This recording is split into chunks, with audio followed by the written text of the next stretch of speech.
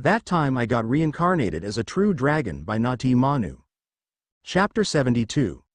The unexpected situation. After flirting a little, Lucia suddenly said, "Oh right, I completely forgot about why I came here. Velda, let's go downstairs. Rimuru already made breakfast for us." Veldanava nodded, although a bit hesitant. If possible, he didn't want to face his younger sister after what happened yesterday. Who knew how many hours he would have to listen to her scolding? He remembered Veldora was scolded for 2 hours straight for getting drunk one day. His sister is scary when she is angry. Lucia, seeing his hesitation, shaking. She knew he was worried about getting a scolding from Rimuru for getting too drunk yesterday. Although she and Rimuru agreed to pardon him for just this once, Lucia wasn't going to inform this to her poor husband.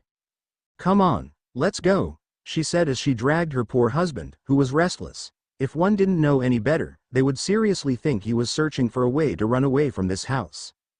Veldanava felt his heartbeat rise with each passing second. If he had blood, he would seriously think that he had high blood pressure. He looked like someone who was on the execution platform. Milam, who was in Lucia's arms, saw this and cried happily. She thought he was funny. Lucia also barely held her laughter seeing her husband's state. Veldanava was too funny. If not for Milam in her hands, she would be rolling on the floor dying from laughter. As Lucia dragged Veldanava downstairs, he couldn't shake off the feeling of impending doom. Every step felt heaviest, and his nerves were on edge as they approached the dining area where Rimuru waited. Upon entering, Veldanava forced a sheepish smile, attempting to appear nonchalant despite his inner turmoil. Rimuru, noting his uneasy mood, raised an eyebrow inquisitively but said nothing, opting to observe the unfolding drama with amusement. "I see you have woken up from your slumber, elder brother," Rimuru said with her eyes narrowed. Just now she got a quick telepathic message from Lucia explaining the situation. When such a grand stage is set, how could she not act up her role? Veldanava's smile faded slightly. "Why yes, I just woke up," he stammered, hoping his nervousness wasn't too obvious. "Well, with how much you drank yesterday, I'm surprised you even managed to get up from bed," Rimuru said with a dangerous glint in her eyes. Veldanava flinched as he tried to look away from her gaze. He looked like a puppy who got caught eating the snacks the owner saved for the future. Seeing him like this, Lucia couldn't hold herself anymore and ended up laughing out loud. Soon Rimuru joined in too. Seeing everyone laughing, Milam also joined in on the laughter. Seeing everyone laughing like this, Veldanava was stunned. Then he asked in a confused voice, "What happened for all of you to laugh like this?" To his words, the laughter only increased. Sensing this had something to do with him, his eyes twitched. He then waited for them to finish laughing as they wanted and began eating his breakfast that was served. After a while, both Rimuru and Lucia calmed down enough to explain what happened. Hearing their words, he wanted to scream at the injustice, but remembering that he was the one truly at fault, he kept his silence. He wasn't going to kick a gift horse when it came to him. After the lively breakfast, both Veldanava and Lucia bid their farewell to Rimuru and headed back to their house. Seeing their departing backs, Rimuru had a complicated feeling. Although Veldanava didn't show it, he was very uncomfortable. Almost all of his skills are sealed, making him someone very close to a normal human. Rimuru speculated that he might have lost his ability to transform back to his dragon form. Frankly, she wanted nothing but to keep them here in her house, as it wasn't just Veldanava that was weakened.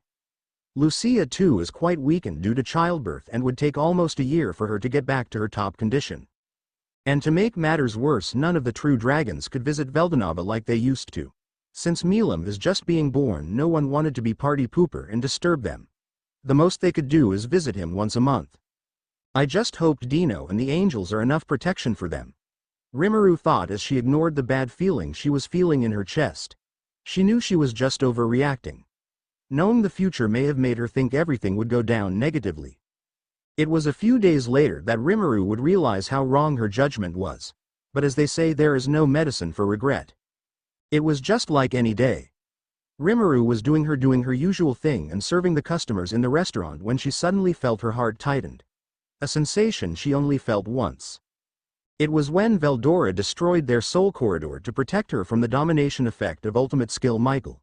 And now she felt the same feeling, except it was far worse. This time it was no soul corridor, but the direct bond all true dragons feel. It was the bond Rimuru had with Veldanava. It suddenly collapses, meaning he is at death's door or is already dead. This realization hit Rimuru that she froze suddenly. Then an overwhelming pressure was released by her, making almost everyone in the restaurant lose consciousness suddenly. Normally Rimuru would never release her aura even when she was angry, but Veldanava's situation hit her too hard for her to think straight. Without giving any explanation, she dashed out of the restaurant. In her hurry, she didn't even open the door as she broke through it. She quickly turned into her dragon form and flew straight where she last felt Veldanava was. In the restaurant, those who managed to retain their consciousness were the three primordial girls and some of Rimuru's strongest subordinates. They were a bit surprised as to why their leader suddenly released her aura. But even though they were barely conscious, they all saw the anxious look on Rimuru's face when she dashed away. So they quickly deduced that something must have happened that made Rimuru lose her calm. While they slowly regained their bearings, they heard Ciel's orders. Sophia, go and inform Rudra and Guy that something has happened to Veldanava. Tell them stop their fight and go there immediately, or there wouldn't be a cardinal world left for them to live. You guys divide into two groups and leave one group here to wake up the others and evacuate them out of here, while the other groups go to the cardinal world as soon as possible. We will need all the help to calm Rimuru down. After she was done speaking, her body turned into black smoke as she went back into Rimuru's body. Chapter 73. The Attack. As soon as Ciel's body turned into black smoke, the people left in the restaurant sprang into action. Sophia dashed towards the door leading to the battle arena and opened it without hesitation. On the other side, Rudra and Guy were locked in a deadly sword battle. Knowing those two most likely wouldn't hear her if she called them, Sophia used her unique skill to the max. Her unique skill, Seductress, allowed her to attract the attention of her enemies to herself. This was quite similar to how tanks collect the aggro of enemy monsters. Usually, this would never work on these two as they were ultimate skill users, but she never needed them to focus on her entirely. And with them only focusing on each other, her chances were quite high. Just as she predicted, Guy and Rudra both fell under the control of her skill for a minute before regaining their clarity. But that minute was enough for her to fire a magic cannon at them. Caught off guard, both Guy and Rudra instinctively distanced themselves to dodge the magic cannon. After that, both of them glared at Sophia with killing intent radiating from their bodies. You better have a good reason to interrupt us, Sophia, or else I will make sure you will not reincarnate for 100 years. Guy said in a cold tone that would send shivers down any demons who heard it. Hearing Guy's threat, Sophia got angry and shouted, Guy, you piece of shit, you think yourself too highly. I only bothered to even come here because Rimuru-sama needed your help. Something happened to Veldanava-sama and Rimuru-sama dashed out of the restaurant in a hurry. Hearing her words, Guy and Rudra's angry expressions froze. Then they too ran out of the battle arena like their lives depend on it. They knew far too well why Rimuru needed their help. It is to stop her from destroying the entire cardinal world in her madness. In cardinal worlds inside the territory of the Eastern Empire, there are multiple battles. Especially in the capital city. Looking back, it started a few hours ago. The Eastern Empire under the rule of Rudra has always frowned upon injustice and corruption. So as soon as someone was found guilty, they would be judged for their crimes immediately. But this time a minister who was one of Rudra's closest personnel was found embezzling funds that were kept for the well-being of the people. His trial was personally judged by Rudra and he was sentenced to death. Today was supposed to be his executive under the public. Everything was going well until the capital city was breached by enemies. They used the occasion of the public execution to bring their troops inside the capital. It wasn't just the capital. Numerous places were attacked by enemy soldiers. At this, even some of the allied nations betrayed the Eastern Empire as they let soldiers go through their territories to the Eastern Empire. Unfortunately, the Empire wasn't able to react quickly as the Emperor was not present at this moment due to him not wanting to see his close friend's death. He went to have a fight with Guy to cool his head off. Then under the orders of the Queen and Marshal Velgrin, soldiers were swiftly dispatched to stabilize the situation. But no one at that time realized that those soldiers were just a distraction as the elites were elsewhere. Near the capital of the Eastern Empire there was a territory that was under the direct control of the royal family. This territory is the one that was gifted to Veldanava and Lucia for their wedding. Although it is near the capital, the territory is much more like the countryside. There are only a few families who live there. Most of them are retired soldiers who wanted to live the last of their lives with their families. Since this place is under the direct rule of the royal family, only retainers who were loyal to Rudra would even have the chance to live there. But today all the elites of the rebel army were marching towards this place. Their goal is to kidnap the couple who is part of the royal family. In this era where lineage defines everything, taking hostage of a royal family member is the wisest choice. Especially when this is the family of the biological sister of the current emperor. With them as a hostage, the empire would have no choice but to agree to their demands.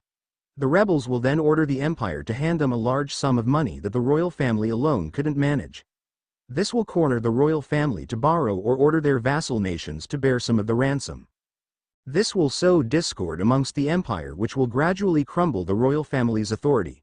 Most nations only allied themselves because of the rich resources the empire could provide.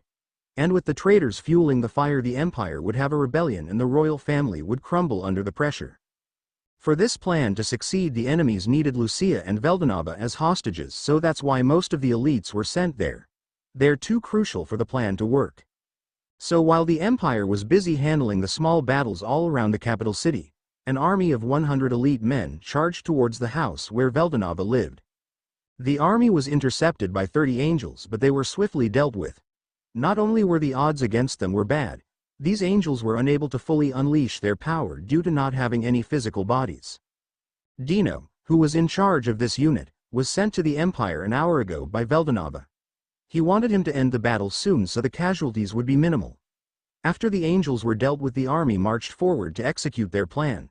At that time they didn't know that this decision would cost them a heavy price that no mortal could bear.